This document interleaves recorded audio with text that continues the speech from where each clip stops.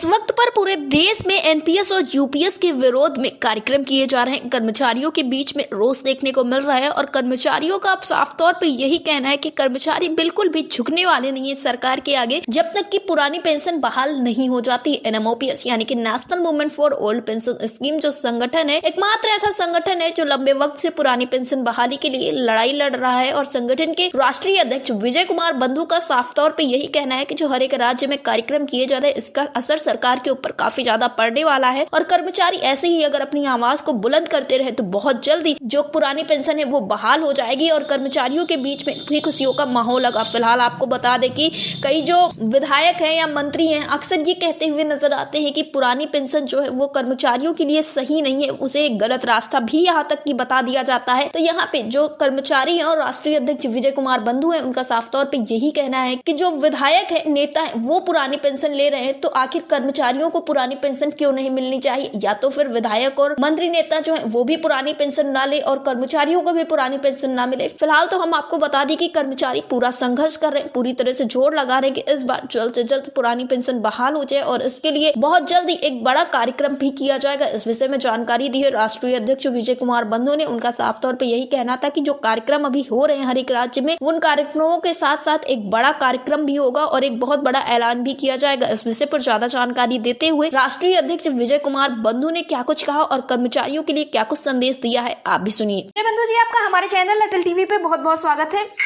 धन्यवाद। विजय बंधु जी, देखने को मिल रहा है कि एनएमओपीएस के अंतर्गत तमाम राज्यों में कई सारे कार्यक्रम हो रहे हैं, वो भी एनपीएस और यूपीएस की जो खिलाफ हो रहे हैं और ओपीएस बहाली के लिए बातचीत की जा रही है। देखने को मिला कि बिहार में कर्मचारियों ने क्रमिक अनशन तक की रणनीति बना ली है।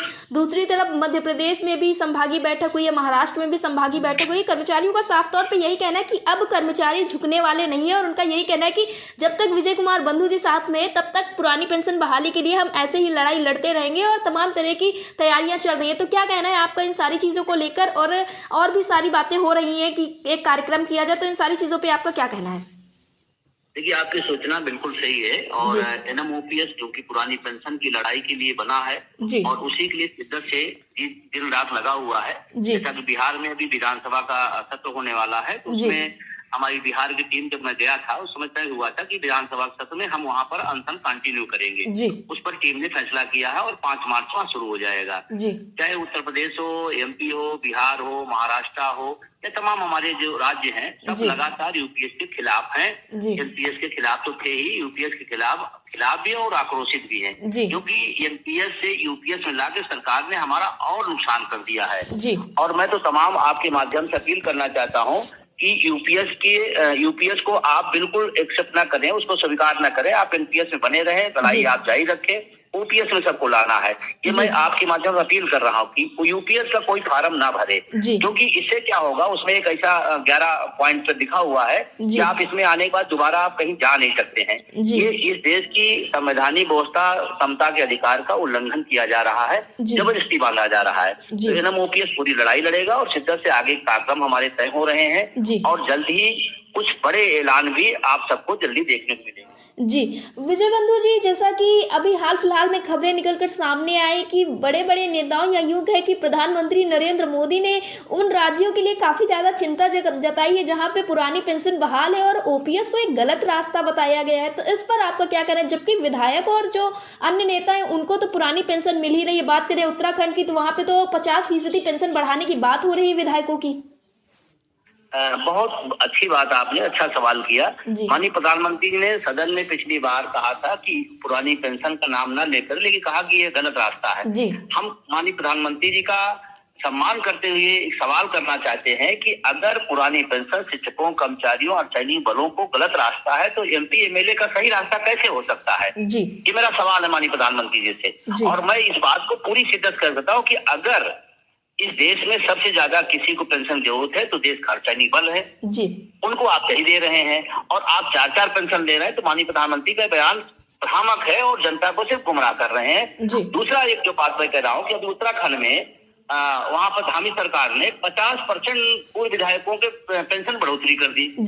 फिर ये कैसे सही हो सकता है? अगर वो गलत है तो सही कैसे हो सकता है? आपकी बात आए तो पैसे की कोई दिक्कत नहीं है, शिक्षकों, कर्मचारियों और सैनिक बलों की बात आए तो आपको पैसे की समस्या आने लगती है। तो ये दोहरी बातें ठीक रही हैं और इसको देख कर पढ़ा लिखा जो वर्ग है वो महसूस कर रहा है और देख रहा है कि किस तरह से हमारे साथ अन्याय और अन्याय किया जा रहा है और उसके बाद हमको जबरदस्ती बदनाम किया जा रहा है। जी विजय बंधु जी, जैसा कि सभी कर्मचारी शिक्षक पूरी शिद्दत के साथ इस लड़ाई को लड़ रहे हैं, तो ऐसे में आप उनको क्या कुछ कहना चाहेंगे जिससे उनके बीच में उत्साह बना रहे?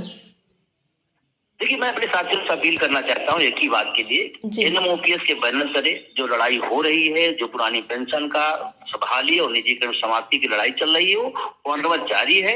और आज तो आप सब देख ले कि पूरे देश में अगर कोई एक बैनर बचा है जो हूबहू पुरानी पेंशन की बात करता है तो एनएमओपीएस है और जिस पर देश के लाखों लाख लोगों का विश्वास है। बाकी लोग कुछ दलाली में बह गए, कुछ दरबारी में बह गए, कुछ संशोधन के रागमाला गा रहे हैं। तो एनएमओपीएस एक बैनर है जो कन्याकुमारी से कश्मीर तक के कर्मचारियों, चाहे वो सेंटर का हो चाहे राज्य का हो, सबकी लड़ाई लड़ रहा है। सबको विश्वास बनाए रखना है। हम अगर 3-4 राज्यों में पेंशन संघर्ष दिला सकते हैं, विज्ञापन के आधार पर तमाम राज्यों में तमाम लोगों को लाभ दिला सकते हैं, तो आने वाले टाइम में जो संघर्ष होगा उसमें सहयोग करेंगे और हम एक न एक दिन इस लड़ाई को जीतेंगे। जी विजय बंधु जी, अटल टीवी से जुड़ने के लिए धन्यवाद।